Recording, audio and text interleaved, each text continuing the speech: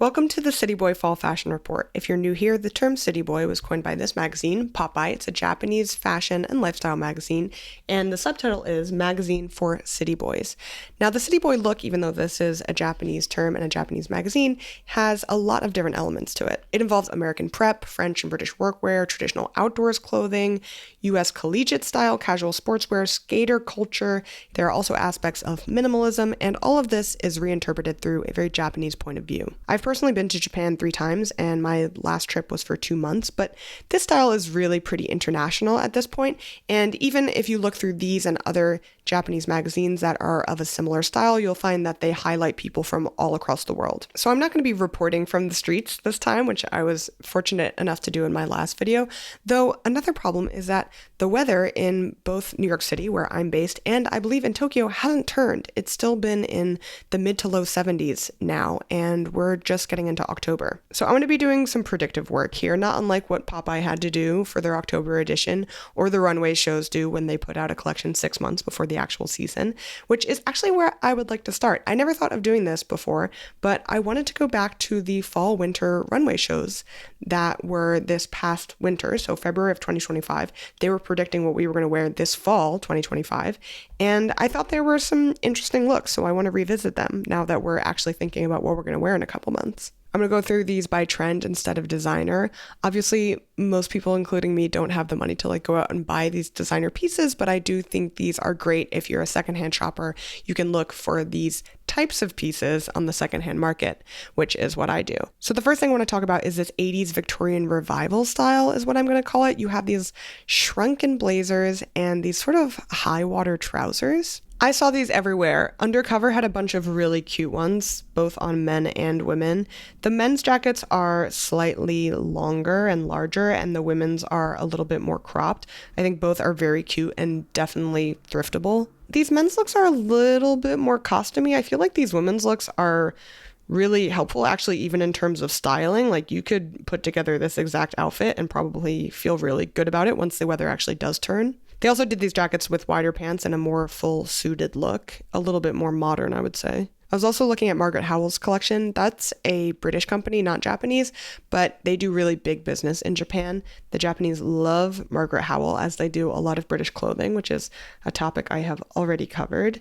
Margaret Howell doesn't have those tiny jackets, but they did have a lot of these high waters, so pants where the hem floats about 2 inches above the foot. Very cute styling here. Again, I think if you're a more minimalist person, this is really achievable. I also found this look from Ralph Lauren. This is, again, a little too costumey, I think, but it just goes to show how far the trend is going. And finally, I really like these ones from Vivienne Westwood. Again, Vivienne Westwood, a British brand that has been historically very popular in Japan. And of course, this is right up Vivienne Westwood's normal alley. I wanted to mention that Soshi Otsuki, who was the recent LVMH prize winner, a Japanese designer. I also made a video about that recently if you guys are interested to learn more about him. He has one look. He's known for very sort of baggy, oversized 90s inspired styles. He also had one jacket, which I thought was not so dissimilar to the one that went down the runway for Undercover. The fabrics are totally different, but these silhouettes are really similar. I do think it would be hard to find a full look like this, a full suited look in this silhouette secondhand, but I think you can get pretty close with different pieces. Another jacket style, and of course Fall is all about jackets, that I saw when looking back at these collections was the double-breasted jacket, which double-breasted, and also any of these, they're not like the most new, unique looks. It's just that I do think double-breasted for a while sort of got this older, more mature, antique-y vibe to it. I don't think a lot of young people were wearing double-breasted jackets. Most people don't wear double-breasted suits. It just, I don't know, something about it for a while I think felt old to people, and I do kind of think that people are going to start circling back to double-breasted jackets and coats. I have a double-breasted jacket from my grandfather that I inherited from him, and he was a lawyer, so it's very swanky, and I would love to pull that out a couple of times this winter. And the double-breasted jackets were everywhere. We have some from Yohji Yamamoto, which are awesome. Again, from Soshi Otsuki. Like I said, he's very inspired by these 90s looks, so it makes sense that he's doing something that's a little bit vintage inspired. There is also one that I liked from Issey Miyake. Oh, I liked the ones from Rainmaker. I feel like I've talked about Rainmaker before.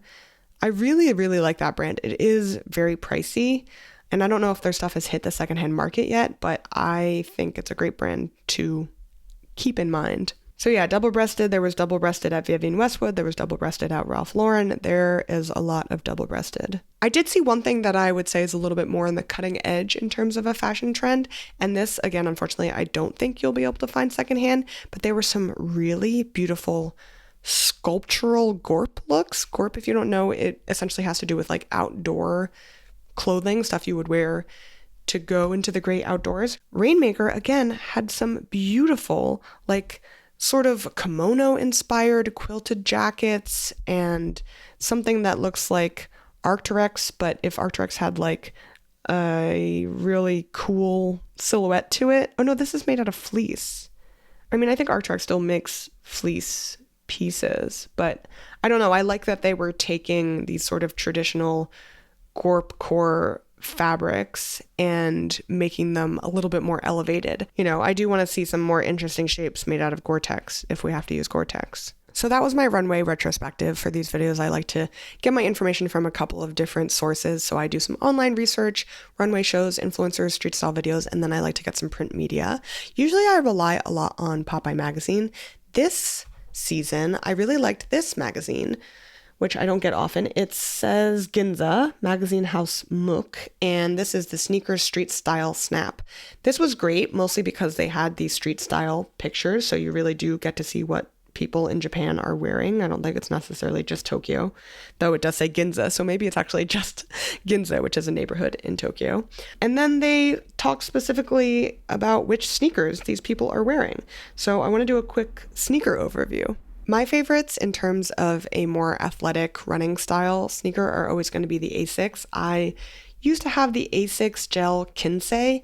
I wore them into the ground and threw them out while I was in Japan because they were really just falling apart. There are a couple of other gel styles that they had in this magazine, and they're all, you know, relatively affordable and really rather cute if you're into that kind of look. I would say if you're trying to elevate your look a little bit, the Asics and Kiko Kostadinov collabs are always a good go-to. They have these really, really pigmented ones, and I feel like when you see people who are really fashionable and they wear Asics, this is what they're wearing. There still were also a lot of Salomons, which are, again, originally a athletic outdoorsy type of sneaker, but have become a fashion item. I saw a lot particularly of these, the XT Whisper range. They also have some Mizunos in here, some all black styles, which I think is great to have in your wardrobe because if you ever have a semi-formal event that you know you have to be on your feet for a long time, you can really get by with a pair of black sneakers, especially if you have like longer pants, something maybe that like half covers them. It's a great way to avoid tearing up your feet for an evening. I'm going to keep talking about the sneakers I like in this magazine, but first I want to show you guys some new suitcases I got because if you're like me and you like to go to Japan and you want to shop a lot, it's great to bring an extra suitcase with you, and I have the perfect way to do it. So these are the Jollying Pebble suitcases, and they're collapsible, which it just feels like they were made for someone who lives in New York City and likes to travel and shop while they travel.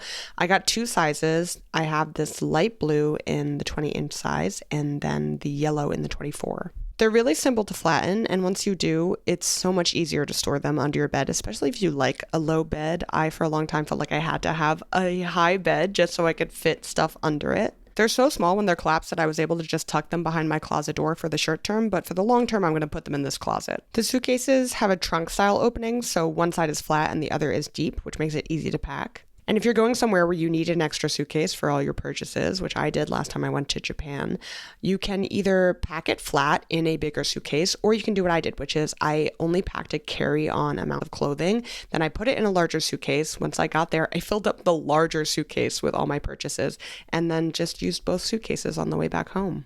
I do think they're brilliant, so if you guys are interested, I will put a discount code on the screen and in the description for you to use so you can get your own collapsible Pebble suitcases.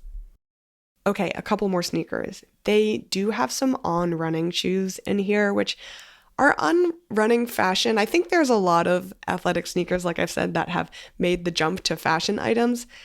I'm not sure if On Running has done it yet, even though they had like Zendaya in an ad campaign. I think they're trying. They're definitely trying. I don't know if they've succeeded, but I wanted to at least shout them out because I'm interested in the fact that they are maybe making this leap into being fashion. They had one style, because I don't really love their like classic style. They had one style that seemed the most fashiony to me. It's called the Cloud Monster Void Atmos. But now I'm seeing it says limited edition for members. I don't know what that means, but there were some interesting on-running looks in here, so maybe something to keep an eye on. The last couple ones I want to mention are, the Vibram 5-finger toe shoes. They are like a trendy item, but are they trendy? Like, I've never seen it in person. I see it online every now and then. It's not like I hate them. I'm not like, ooh, they're so gross, they're disgusting, like it's a fake trend. That's not really what I'm saying. I'm just saying, like, I think it's an online niche trend rather than a real life in-person trend. No matter, the thing I want to talk about in a general sense is like we have a much bigger interest in barefoot shoes, barefoot sandals, barefoot sneakers. And something I saw in here that I didn't know about is that New Balance has this line called the Minimus, New Balance Minimus MT10 sneakers. These I kind of like I wouldn't mind owning a pair of these. Unfortunately, they seem really sold out. So I think everyone felt the same way as me, that it's like a good middle ground maybe if you're looking for a barefoot style. But so it's like it's sort of like a weird ugly shoe to have that's still, you can sort of, sneak it in. I like them. Hopefully they come back in stock because I think they will continue to sell. They also have this brown version. Oh yeah, they have a collab with District Vision. Again, pretty much completely sold out, but a fun sneaker to hopefully try when they become available. Finally, for fall, of course, hiking shoes, because they're boots, right? So it's kind of just like a boot to have. There are two brands that I wanted to shout out. One is Roa, which I didn't know. ROA. They have a bunch of cute shoes. They are rather pricey. And some of them really are just fashion shoes and not just hiking boots. The hiking boots are also pricey, but there were some cute pairs in here. Can't lie. I saw some Roa that I liked. And then DM, which maybe I've mentioned before, but either way, I've known about them for a little bit and you probably have seen them before. They had a pretty trendy kind of Gorp sneaker that's been around, and they just did a collab with Hiking Patrol, which seems popular, is probably going to do well for them. Okay, so that's shoes. Great magazine. I do highly suggest you pick it up, not just for the sneaker suggestions, like I said, but also for some great street style pictures, which I always want legitimate street style photos because, I don't know, influencers, are they really wearing that stuff? I'm not. Just kidding. I don't post anything that I'm not really wearing. To be clear, and that's also why you don't see me wearing anything too wild and crazy. Okay, I was thinking about doing like a classic, fall patterns. Like, what's in for fall? Checks, plaid. And then I just looked at myself in the mirror and I said, what are you doing? Who have you become? I don't need to tell you that plaid is in for fall. That would really be a sad state of affairs. The thing I do want to talk about, though, is tweed. Again, similar to the double-breasted jacket, tweed, I think, has had, at least for me, and I think most people, a very old school, old-timey connotation. And yet, I'm really seeing maybe a tweed resurgence, kind of how I was talking about corduroy last year. I was like, is there a corduroy resurgence? Did I see a lot of corduroy on the streets necessarily last fall, winter? I don't know. However, I have been seeing a lot of tweed. Even in this past New York Fashion Week, a lot of the guys were wearing like this very specific look. It was like chambray shirt, jeans, tweed jacket, and then maybe some sort of brown shoe or boot or something. The other places that I've seen it were, of course, I always check out the Drake's lookbooks. I love their lookbooks. Everything at Drake's obviously is very expensive, but it's traditional clothes. So most of the types of items you see in a Drake's lookbook, you can find secondhand. Like a rugby polo, you can find secondhand. A tweed jacket, I mean, there are some things that I'm like, you should not even be buying this new. A tweed jacket, there are tweed jackets available for you to purchase secondhand. But this Drake's lookbook is very pretty. I actually had a friend wear this navy twill suit to his wedding ceremony at City Hall, and it looked really cute. So it was fun to see Drake's pieces being worn out in the world. But yeah, they have this They have a classic kind of barber style waxed coat. They have a trench coat, of course. Trench coats in for fall. Groundbreaking. Right. This is their $1,000, $395 tweed jacket, the olive herringbone Harris tweed games blazer.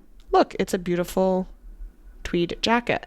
The only thing about this is that you can go on eBay. Let's all do it together. Let's go on eBay. You can look up Harris tweed. Harris tweed is essentially a high quality fabric that is woven in Scotland, and it's made by pure virgin wool, and it's sort of a protected type of tweed, so that, the quality is held to a very specific standard. Anyway, Harris tweed on eBay. I always put condition pre-owned just in case so you don't get anything weird. This is just, okay, there's 7,000 results for Harris tweed on eBay when you put pre-owned. But look, you can get stuff under $100. I also wanted to quickly include some of my, look, Japanese people are wearing tweed. I didn't just take this from a British company's lookbook, but also, again, like I said, the city boy style. First of all, it's international. Second of all, it takes a lot from traditional British clothing. Anyway, either way, there's this very cute picture of this team from the Beams Plus store. If you don't know what Beams Plus is, I highly suggest you look it up. Beams is a very important retailer in Japan, and Beams Plus does a little bit of their higher end menswear, and all wearing their tweed sports coats. Very, very sweet. And then this gentleman who I've been following for a while, his username is fatguy321. Don't at me, no, I didn't choose it.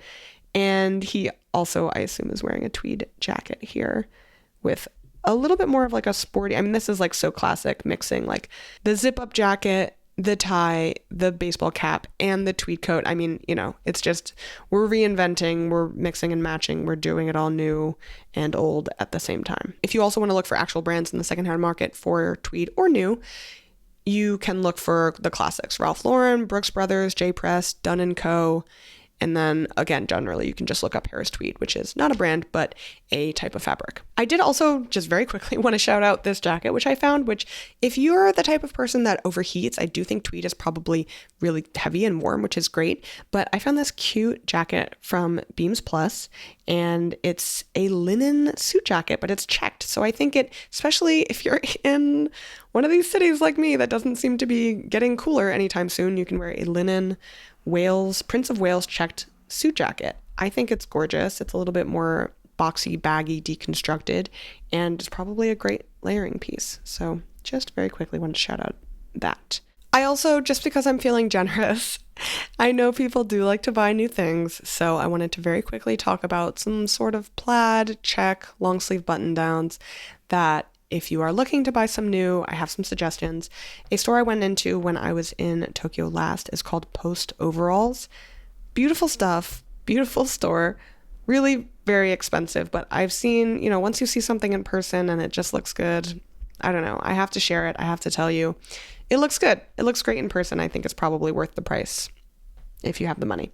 Another place to buy something to spend some cash would be Engineered Garments. Here's the thing, I'm not so annoyed by this comment, but I got a comment recently that was why do YouTubers always talk about clothing brands for rich people or something like that?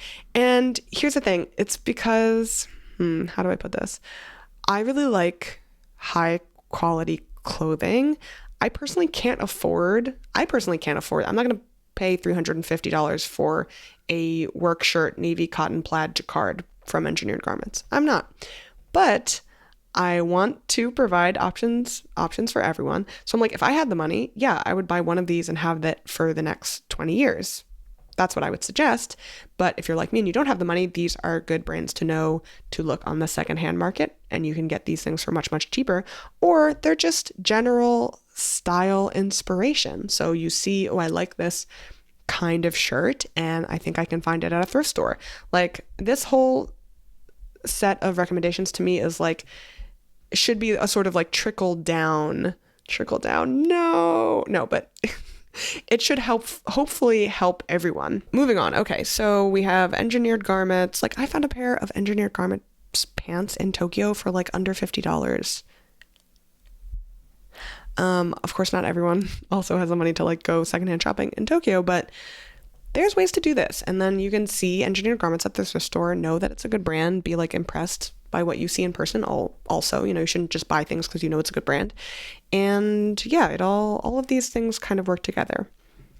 The other one I liked was this company, Cardo, a little bit more affordable on the affordable side. It is, I believe, an Indian company, and this is from No Man Walks Alone, which is a retailer that carries a lot of beautiful stuff. But I suggest going to Cardo directly as well to see what they have on their site. And Portuguese flannel, which you guys have probably heard before, but Cardo and Portuguese flannel are a little bit more accessible in terms of pricing. Again, you can hopefully find those secondhand. And in general, if you're looking on eBay, you can do Woolrich, LL Bean, Ralph Lauren, Double RL. There's a lot of good deals on Double RL on eBay and other places. One thing I talked to my friend who lives in Tokyo, and I was kind of like, what are you seeing out and about? And she was like, oh, silk scarves for women. And then I was like, I saw a couple of pictures of silk scarves for men, kind of tied in a way, a little bit of like a cravat style, a little bit of like an alternative to a tie. But in general, I am seeing a lot of beautiful silk scarves for men. One thing that I did see from the Drake's lookbook is that they had a beautiful silk scarf that was wool and silk, which I thought was an interesting blend. So went on eBay again and just looked up like wool silk scarf and saw what they had, and they did have some options.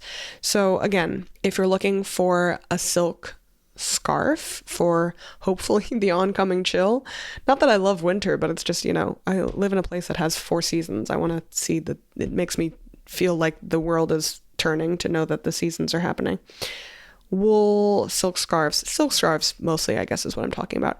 Again, Brooks Brothers, Johnston's of Elgin, which I've talked about before, also a British, I believe Scottish company that the Japanese really like. Christian Dior, you can also look up some vintage Dior silk scarves. Burberry, of course, Burberry is known for their wool and plaid scarves. And then there is also Drake's on the secondhand market. So go crazy. Don't be scared to get a little fancy with your silk scarves this year, guys. That's what I have in terms of city boy style. Though not that this isn't city boy style, but I wanted to also shout out some information I got from my Discord. I have a Discord. It is Patreon only. It's $3 a month. If you guys are interested in joining, I'll leave the Patreon information down below in the description. I also have a higher tier of $6 a month where you get extra content, but if you just want to join the Patreon, you can join for $3 a month. From the Patreon, I thought these were worth shouting out, especially for a fall winter trend. It's not a trendy thing, but it's just a tip that some people in my Discord were talking about. Someone was looking for very specifically like high quality beanies, essentially. Hopefully if you don't lose them, you can get a beanie and wear it forever, and they don't really change that much in terms of style. So the 2 places that were suggested, one was Dehen 1920, which I believe is from the West Coast, maybe Portland or Seattle. And they have wonderful beanies, apparently. High quality, very warm. They're about $65, lots of different colors. Those were suggested. And the other one was Heimat, which I think are German. And they have a couple of different styles, just about the same price, $65. So I guess for a high quality beanie, that's what you're going to have to pay. I'm sure you can find beanies secondhand, but there are some things that even I'm like, do you really want to buy a beanie secondhand? Something about like the head, things that go on the head, things that go on the feet. There's a little bit more, I don't know, hesitation buying something used that goes on the head or the feet. Totally understand. I won't yum your yuck. I won't yum your yuck. And so, yeah, I wanted to share those. Thank you so much to the Discord members that shouted those out. They were super helpful. And so that is it. Thank you so much for watching. Let me know what you guys are inspired by or excited to wear this fall once it actually gets cold.